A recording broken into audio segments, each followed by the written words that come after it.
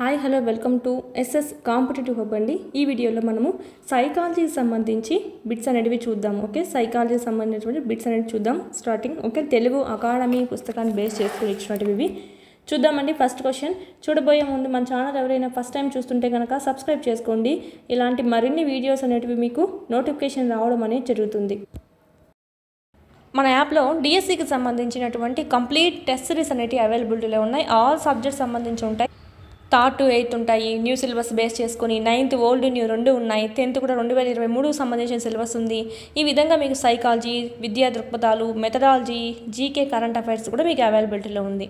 అందరూ topic wise అందిస్తున్నారు, కానీ ఈ విధంగా క్లాస్ వైజ్, లెసన్ వైజ్ అందులో కూడా ఇప్పుడు థర్డ్ టు 8th అనుకోండి, ఇట్లాగా సబ్జెక్ట్ వైజ్ మళ్ళీ దాంట్లోనూ మీకు క్లాస్ వైజ్, లెసన్ వైజ్ అనేది ఉంటుంది. First lesson, second lesson, third lesson ఈ విధంగా ఉంటుంది అనమాట. ఎవ్రీ లెసన్ కవర్ అవుతుంది. ఈ విధంగా 3rd నుంచి 8th వరకు ఫుల్ సిలబస్ ఉంటుంది. 9th 10th లింక్ టాపిక్స్ అనేటివి లెసన్ వైజ్ ఉంటాయి. సో చాలా యూజ్ అవుతుంది. ఎవ్రీ లెసన్ అనేది కవర్ అవుతుంది. మీకు చూడండి, యాప్ డౌన్లోడ్ చేసుకొని ఇక్కడ రెడ్ కలర్లో ఉండేదంతా మీకు ఫ్రీ కంటెంట్ అండి. ఆల్రెడీ ఫ్రీ టెస్ట్లు కూడా కొన్ని ఉన్నాయి. రాయండి, నచ్చితేనే పర్చేజ్ చేసుకోండి. చాలా యూస్ఫుల్ అవుతుంది. అదేవిధంగా టెక్స్ట్ బుక్స్ లేని వాళ్ళకైతే ఇక్కడ మీకు పీడిఎఫ్స్ అనేటివి అవైలబిలిటీలో ఉన్నాయి. మళ్ళీ టెక్స్ట్ బుక్ మొత్తం చదవాల్సిన అవసరం లేకుండా ఏవైతే ఎగ్జామ్ పాయింట్ ఆఫ్ వ్యూలో అడుగుతారో అవన్నీ మీకు ఇక్కడ క్విక్ రివిజన్కి చేయడం అనేది జరిగింది. ఇవి మీరు జిరాక్స్ కూడా చేయించుకోవచ్చు. 3rd నుంచి 10th వరకు ఉంటాయండి. జిరాక్స్ కూడా చేయించుకొని ఇవి మీరు జిరాక్స్ చేయించుకోవడం, చదవడము, వీటికి వచ్చి టెస్ట్ సిరీస్ అనేది ప్రాక్టీస్ చేసుకోవడం చేశారంటే కనుక మీకు ఇన్ టైంలో సిలబస్ అంతా కంప్లీట్ అవుతుంది. ఓకే, సైకాలజీ సంబంధించి ఓన్లీ 1 రూపీతో మీకు 100+ టెస్ట్లు అనేవి ఉన్నాయి. 1000+ బిట్స్ అనేవి కవర్ అవుతాయి. చూడండి, ఇది కూడా మీకు యూజ్ అవుతుంది. ఓన్లీ సైకాలజీ ఉంటుంది. లూసెంట్ జీకేకి సంబంధించి ఎప్పుడు మనకి ఇంగ్లీష్ ప్లస్ హిందీ లాంగ్వేజ్లోనే చూసాము. ఇక్కడ మొదటిసారిగా తెలుగులో కూడా మీకు ట్రాన్స్లేట్ చేసి అందివ్వడం జరిగింది. పీడిఎఫ్ అనేది 1500 బిట్స్ అనేవి మీకు ఇక్కడ ఉండడం అనేది జరుగుతుంది. మీరు చదువుకోవచ్చు. ఎవ్రీ కాంపిటేటివ్ ఎగ్జామ్కి మీకు ఇక్కడ యూజ్ అవుతుంది. మెయిన్ అయితే కానీ డిఎస్సి అభ్యర్థి ఎవరైతే ఉన్నారో ప్రతి ఒక్కరి దగ్గర ఉండాల్సిన టెస్ట్ సిరీస్ అండి. ఎందుకంటే ఇక్కడ మీకు టాపిక్ వైజ్ కాకుండా లెసన్ వైజ్ ఇచ్చారు కాబట్టి ఎవ్రీ లెసన్ అనేది కవర్ అవుతుంది. దీని గురించి ఏమైనా డౌట్స్ ఉంటే కనుక స్క్రీన్ మీద కనిపిస్తున్నటువంటి నెంబర్కి కాల్ చేయండి. మొత్తం న్యూ సిలబస్ అంతా అప్డేట్ చేయడం అనేది జరిగిందండి. చూద్దాం నెక్స్ట్ ఫస్ట్ క్వశ్చన్. భాషా వికాసానికి సంబంధించి సరైన క్రమము. భాషా వికాసానికి సంబంధించి సరైన క్రమం, లాంగ్వేజ్ డెవలప్మెంట్ సంబంధించి ఒక ఆర్డర్ అనేది కనుక్కోవాలండి. మనకి ఇక్కడ చూసినట్టయితే మనకు ఆల్రెడీ ఉంది. ఆప్షన్ ఈజీగా కనుక్కోవచ్చు. ఆప్షన్ 2 పూర్వ భాషా దశ, నెక్స్ట్ ముద్దు పలుకుల దశ, నెక్స్ట్ శబ్దానుకరణ దశ, శబ్దగ్రాహ్యక దశ. ముందు పూర్వ భాష దశ, భాష నేర్చుకోవడానికన్నా ముందు అనే మీనింగ్లో వాడుకుంటాం, అందుకే పూర్వ అని వచ్చింది. ఓకేనా. నెక్స్ట్ ముద్దు పలుకుల దశ. ఈ దశలో ఏం చేస్తారంటే చిన్న మాటలు అనేవి మాట్లాడుతుంటారు, ముద్దుగా మాట్లాడుతూ ఉంటారనమాట. అందుకే ఇక్కడ ముద్దు పలుకుల దశ అని నేమ్ పెట్టాం. నెక్స్ట్ చూడండి, శబ్దానుకరణ దశ, శబ్దాన్ని అనుకరిస్తూ ఉంటారు. ఎవరైనా ఏదైనా పలికితే దాన్ని వీళ్ళు రిపీట్ చేసి నేర్చుకుంటారనమాట. సో శబ్దానుకరణ దశ నెక్స్ట్ ముద్దు పలుకుల తర్వాత. నెక్స్ట్ మనకి శబ్దగ్రాహ్యక దశ. ఇక్కడ ఏం చేస్తారు, పదాలను గ్రహించి పదాల నుంచి వాక్యాలు, ఆ వాక్యాలతో వాళ్ళు చిన్న మాటలు అనేటివి భావాలు వ్యక్తపరుచు, నాకు అన్నం పెట్టు, ఓకే, ఇలాంటి చిన్న వాక్యాలన్నీ వాళ్ళు మాట్లాడుతూ ఉంటారు అనమాట. ఇదే మనకు శబ్దగ్రాహ్యక దశ, పదాల నుంచి చిన్న వాక్యాలు మాట్లాడడము. ఇది ఆర్డర్ అండి. మనం లాజిక్ పరంగా చూసుకున్నా కూడా మనకి బాగా గుర్తుంటుంది, ఈ విధంగా నేర్చుకున్నారండి. Next question. వ్యక్తి వికాసంపై పరిసరాల ప్రభావాన్ని సమర్థిస్తూ చేసినటువంటి అధ్యయనం. వ్యక్తి వికాసంపై పరిసరాల ప్రభావం, మామూలుగా 2 చెప్తారనమాట. అనువంశికత ప్రభావం ఉంటుంది, పరిసరాల ప్రభావం ఉంటుంది అని. ఈ కింద ఇచ్చిన 4లో ఓకే పరిసరాల ప్రభావాన్ని సమర్థిస్తూ చెప్పిన వాళ్ళు అంటే అర్థమేమి, పరిసరాల ప్రభావానికి సంబంధించినటువంటి ప్రయోగం ఎవరు చేస్తారో కనుక్కోవాలి. ఇక్కడ మనకు ఎన్నో ప్రయోగాలు చెప్పాము అనువంశికతకు సంబంధించి, మరియు పరిసరాల ప్రభావానికి ఎలా వ్యక్తి వికాసం జరుగుతుంది అనేది చూసామండి. నెక్స్ట్ ఇక్కడ ప్రయోగాలు చూసినట్లయితే ఫస్ట్ వన్ ఆప్షన్ చూసుకుందాం. కల్లికా కుటుంబ అధ్యయనం ఎలా ఉంటుందంటే చేసింది ఎవరు, కల్లికాక్ అనేటువంటి ఆయన కుటుంబం మీద చేశాడనమాట.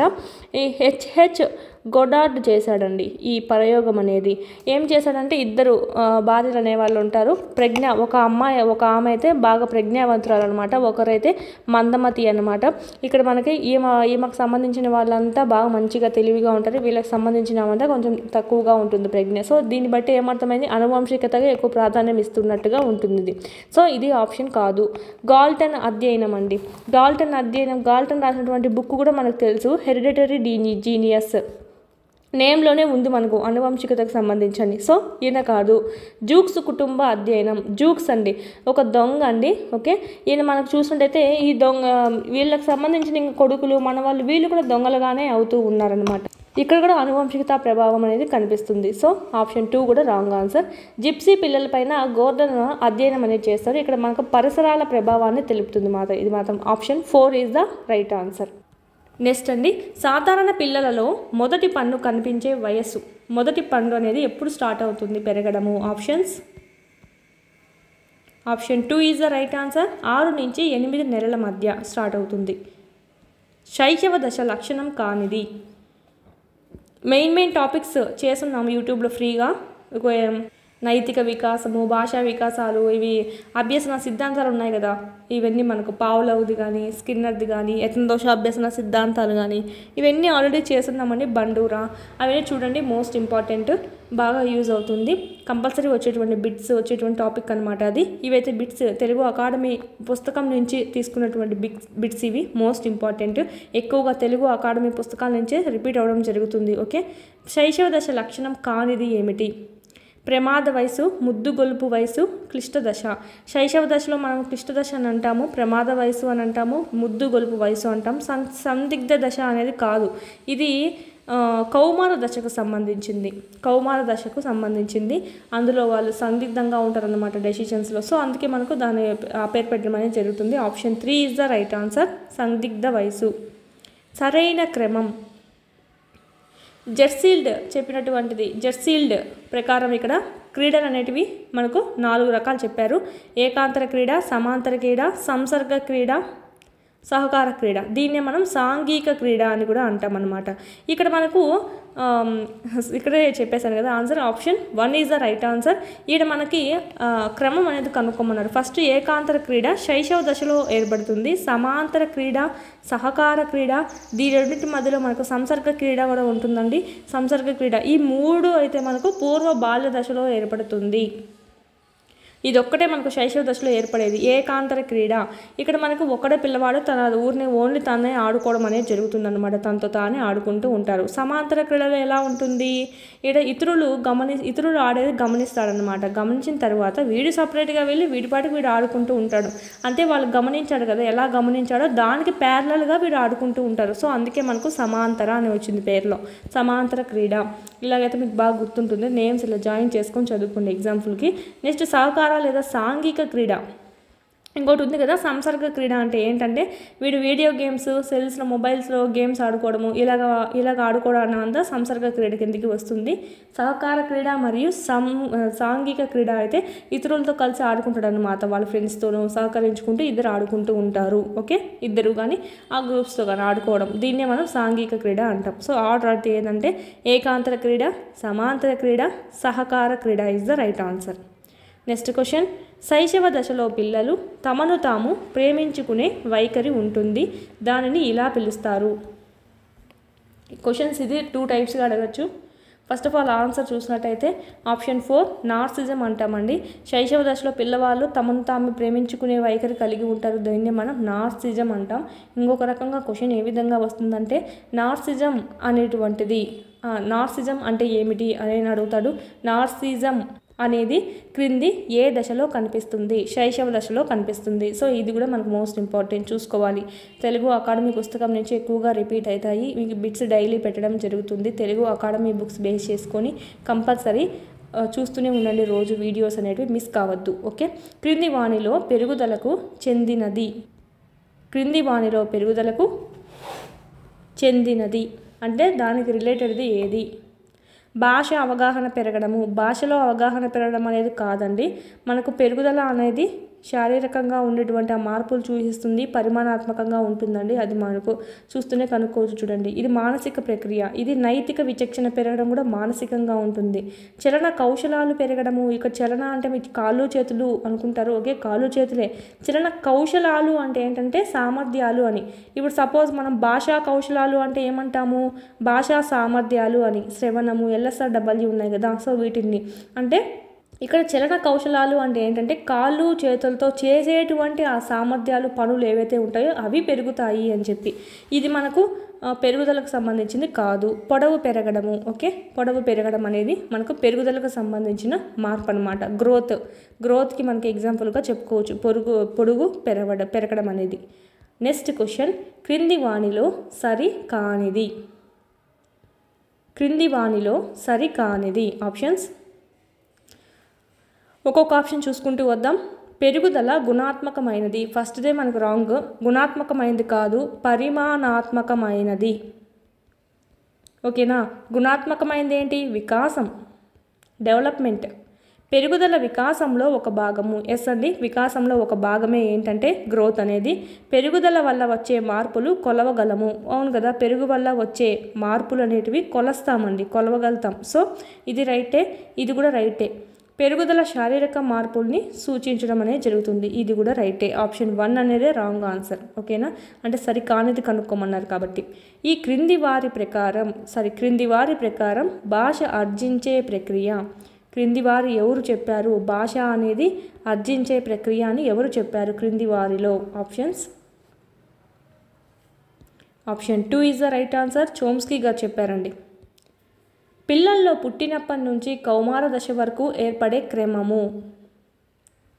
పిల్లల్లో పుట్టినప్పటి నుంచి కౌమార దశ వరకు ఏర్పడేటువంటి క్రమము. మీకు లాజిక్గా చూడండి, ఫస్టే మూర్త అనుభవాలు అనేటివి వస్తాయి, వాళ్ళకు రావు. సంవేదనతో పోల్చుకుంటే సంవేదనలు ఉన్నది కాబట్టి మనకు ఫస్ట్ సంవేదనలు అని రావాలి. సో ఇది రాంగే. సో ఫస్ట్ సంవేదనలు, నెక్స్ట్ కంటికి కనిపించేవి మూర్త అనుభవాలు వస్తాయి, మూర్త భావాలు వస్తాయి, తర్వాత అమూర్త భావాలు వస్తాయి. ఇక్కడేమో రివర్స్ ఇచ్చారు. సో ఇది రాంగ్.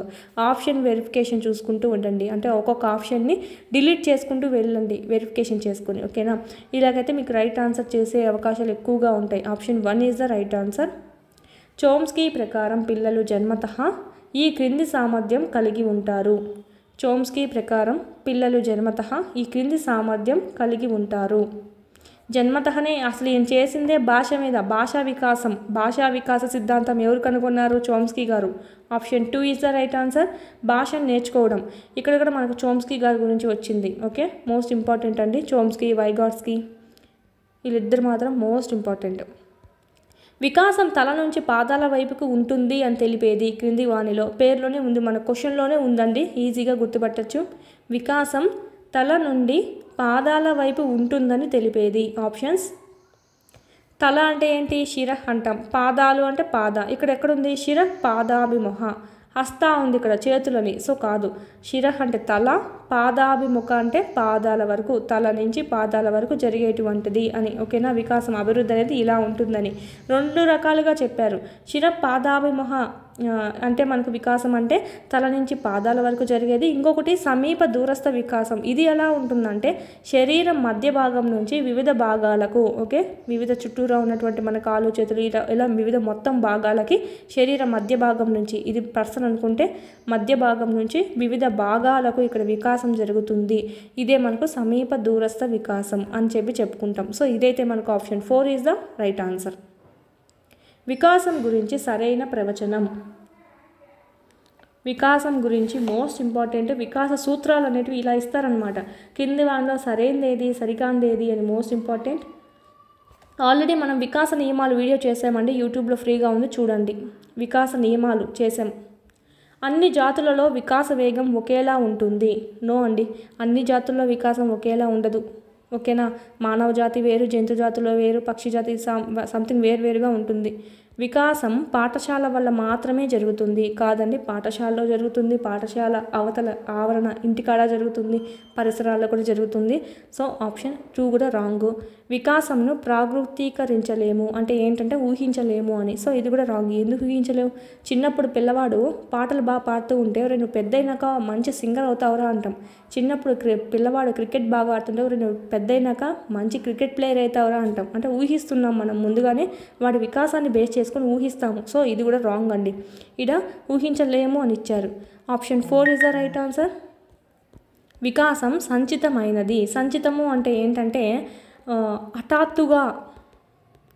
హఠాత్తుగా వచ్చినట్టు ఉన్నప్పటికీ దానికి ముందు ఎన్నో ప్రయత్నాలు జరిగింటాయన్నమాట. అంటే వికాసం సంచితమైంది అని చెప్తాం. ఎగ్జాంపుల్ చూసుకుంటే పిల్లవాడు ఒకసారిగా అమ్మ అని పిలుస్తాడు, కానీ దానికి ముందు ఎన్నిసార్లు మా మా మా అమ్మ అమ్మ అని ఎన్నిసార్లు ప్రయత్నిస్తే కానీ అది హఠాత్తుగా ఆ పదం అనేది రాదండి. సో హఠాత్తుగా ఒక పదం వచ్చిందంటే, హఠాత్తుగా ఒకటి వచ్చిందంటే దాని ముందు ఎన్నో ప్రయత్నాలు జరిగింటాయి అని చెప్పి ఇక్కడ చెప్పడం అనేది వికాసం సంచితమైనదిగా చెప్పుకుంటాము. Option 4 is the right answer అండి. Next example most important. కొన్నిసార్లు ఎగ్జాంపుల్ ఇచ్చేస్తాడనమాట. పిల్లవాడు మొదట మా మా ఆ అని పలికి తర్వాత అమ్మ అనేది పలికాడు. సో దీంట్లో ఉన్నటువంటి వికాస నియమం ఏమిటి అని అడుగుతారు. వికాసం సంచితమైనది అట్లా ఒక్కొక్క దానికి ఒక్కొక్క ఎగ్జాంపుల్ ఉంటుందన్నమాట. వికాస నియమాలులో చెప్తున్నాను, చూడండి ఒకసారి.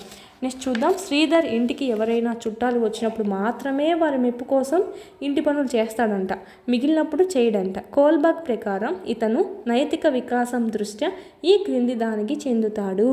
ఇక్కడ గమనించండి, ఎవరైనా వచ్చినప్పుడు మాత్రమే చేస్తాడంట, మిగతా అప్పుడు చేయడు అని ఇక్కడ మెన్షన్ చేశారు. అంటే వాళ్ళ ముందు మంచిగా ఉండాలి అని నటిస్తున్నాడు.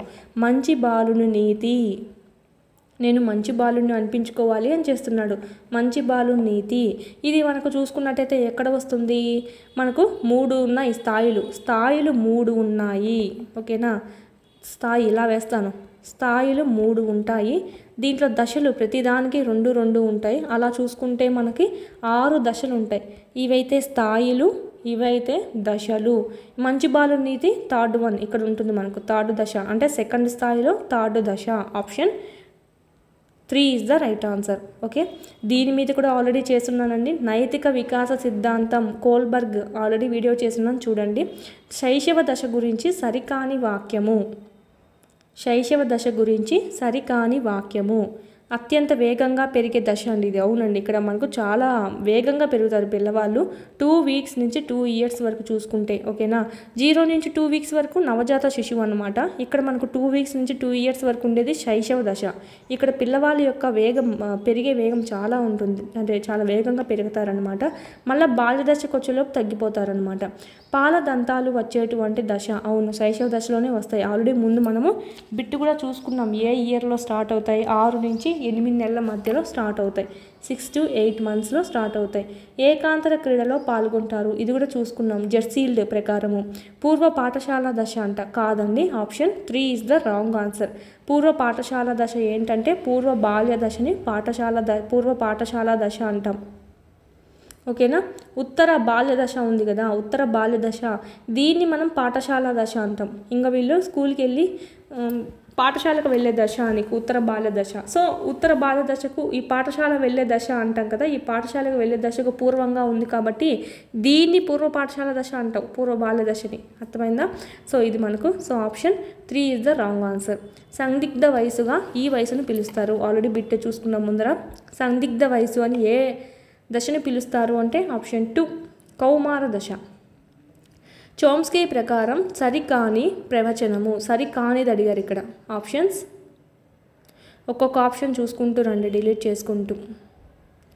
పిల్లల భాషాభివృద్ధికి బోధనే సరైన మార్గం అని చెప్పాడు అయిన.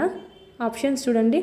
ఫస్ట్ వన్ రాంగ్, బోధన అని చెప్పలేదండి. పిల్లల భాషాభివృద్ధి స్వయంగానే జరుగుతుంది, వాడు పుట్టుకతోనే కలిగి ఉంటాడు. ఒక పరికరం అనేది భాషా గ్రహణ పరికరం, LAD లాంగ్వేజ్ అక్విజిషన్ డివైస్ అనేది కలిగి ఉంటాడు అని చెప్పాడు, బోధన అని చెప్పలేదు.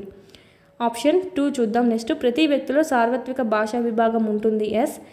పిల్లలు భాష నేర్చుకునే అంతర్గత శక్తులతో జన్మిస్తారు. ఎస్ అండి, పుట్టుకతోనే వాళ్ళు ఆ సామర్థ్యం కలిగి ఉంటుందని చెప్పాడు ఈయన. పిల్లల మేధస్సులో భాషా గ్రహణ పరికరం అనేది ఉంటుంది, LAD అనేది ఉంటుందని చెప్పాడు. సో రైట్, ఆప్షన్ 1 అనేది సరికాదండి దీనికి సంబంధించి. వికాస సూత్రాలలో తప్పుగా రాయబడినది. ఇది టెట్ 2024 సంబంధించి అడిగారు. ఈ టెట్ 2024 టెట్ ఎగ్జామ్ అయిపోయిన తర్వాత అండి మనకు DSC వదిలిండేది ఈ బుక్స్ అనేటివి. ఓకే, సో ఇది లాస్ట్ టైం టెట్కి అడిగినటువంటిది. ఇప్పుడు అందరు రాశారు కదా, రిజల్ట్స్ కూడా రాలేదు ఇంకా. వికాసాన్ని ప్రాకృతీకరించవచ్చు. ఎస్, వికాసాన్ని ఊహించవచ్చు. వికాసం నిర్దిష్ట దశ నుంచి సాధారణ దిశగా జరుగుతుంది. రాంగ్ అండి. సాధారణ దిశ నుంచి నిర్దిష్టం వైపుకి వెళ్తుందండి. ఓకే, ఆప్షన్ 2 రివర్స్ ఇచ్చాడు ఇక్కడ. వికాసం అవిచ్ఛిన్న చర్య. అవిచ్ఛిన్న చర్య అంటే ఏంటంటే అవిచ్ఛిన్న ప్రక్రియ అని కూడా అంటాం, లేదా అవిచ్ఛిన్నమైనది అని కూడా అంటాం. అంటే నిరంతరంగా కొనసాగుతుంది అని, విచ్ఛిన్నం కాకుండా అని గుర్తుపెట్టుకోండి. అంటే నిరంతరం పోతూనే ఉంటుంది. అవిచ్ఛిన్నం అంటే నిరంతరం పోతూనే ఉంటుంది, ఎక్కడ బ్రేకింగ్ అనేది ఉండదు. పుట్టినప్పటి నుంచి కణం నుంచి ఇప్పుడు చనిపోయేంత వరకు మనం ఏదో ఒక డెవలప్మెంట్ లోపల మన కణాలన్నీ డెవలప్ అవుతూనే ఉంటాయి. నిరంతరం మనం ఏదో ఒకటి అభివృద్ధి చెందుతూనే ఉంటామండి. ఇది మనకు నిరంతరం కొనసాగే ప్రక్రియ అనే మీనింగ్లో చూసుకోవచ్చు. వికాసం అన్ని దశల్లో ఒకేలా సాగదు. అవునండి, వికాసం అన్ని దశల్లోనూ ఒకేలా సాగదు. ఇప్పుడే చెప్పుకున్నాం. శైశవ దశలో ఎలా ఉంటుంది? వేగంగా ఉంటుంది పెరిగే దశ. మన బాల్య దశకు వచ్చేలోపు తగ్గుతుంది అనమాట. నవజాత శిశువు కూడా వేగంగా పెరుగుతుంది. ఫస్ట్ 2 వీక్స్ తగ్గిపోతారనమాట నవజాత శిశువులో, కానీ శైశవ దశలో బాగా పెరుగుతారు, మళ్ళీ బాల్య దశలో మళ్ళీ తగ్గుతారనమాట. అందుకే మనకు చూడండి, నవజాత శిశువు పుట్టినప్పుడు బాగా బుడ్డగా తెల్లగా బాగుంటారు, మళ్ళీ కొంచెం కొంచెం తగ్గిపోతూ వస్తారనమాట. అట్లా ఒక్కొక్క దశలో ఒక్కొక్కటి ఉంటుందన్నమాట వికాసం అనేది. సో అన్ని దశల్లో ఒకలాగా ఉండదన్నమాట. నెక్స్ట్ అలాగా చూసుకోవచ్చు. ప్లస్ అన్ని దశల్లో వికాసం ఉండదంటే మెంటల్ పరంగా కూడా చూసుకోవచ్చు, మానసికంగా కూడా చూసుకోవచ్చు అండి. ఎవ్రీ దశ, బాల్య దశలో ఒకటి డెవలప్మెంట్ అవుతుంది, పూర్వ బాల దశలో ఒకటి, ఉత్తర బాల దశలో ఒకటి, కౌమార దశలో ఒకటి, శైశవ దశలో ఒకటి, మెంటల్ పరంగా మానసిక పరంగా కూడా. సో అలా చూసుకున్నా కూడా కాదనమాట. ఇది 2 ఎగ్జాంపుల్స్ చూసుకోవాలి. పరిపక్వత అంటే జీవి జన్యు పటిష్టాన్ని తెలుపుతుంది. ఇది ముందుగా నిర్ణయించిన ప్రణాళిక మార్పులతో జరుగుతుంది అని అన్నిన వారు ఎవరు క్రింది వాణిలో. ఇది కూడా టెట్ 2024లో వచ్చినటువంటి బిట్. జెనెటిక్ పొటెన్షియల్ అంటే జన్యు పటిష్టం అంటే, పరిపక్వత అంటే జీవి జన్యు పటిష్టాన్ని తెలుపుతుంది, ఇది ముందుగా నిర్ణయించిన ప్రణాళిక మార్పులతో జరుగుతుంది అని అన్నారు ఎవరు? ఆప్షన్ 4 అండి, క్రైగ్. క్రింది వానిలో ఇంద్రియ చాలిక దశకు సంబంధించి తప్పుగా రాయబడినది. తప్పుగా ఉంది, తప్పుగా ఉండేది కనుక్కోవాలి. ఫస్ట్ క్వశ్చన్ అనేది మనం సరిగ్గా చదవాలి. సరి కానిది అడిగారా, సరైంది కనుక్కోమని అడిగారా? ఇక్కడ చూడండి, ఇంద్రియ చాలక దశకు సంబంధించి తప్పుగా రాయబడినది. తప్పుగా ఉండేది ఏది? ఒకటి ఉంటుంది దీంట్లో. ఓకేనా, అంటే మిగతా 3 రైట్. చూద్దాం ఫస్ట్ నుంచి. ఈ దశలో శిశువు ఒక ప్రతిక్రియ జీవి. ఎస్ అండి. ఈ దశలో వస్తు స్థిరత్వ భావన ఏర్పడుతుంది. అవును, 8 నుంచి 12 నెలల మధ్యలో వస్తు స్థిరత్వ భావన అనేది ఏర్పడుతుంది పిల్లవాళ్ళలో.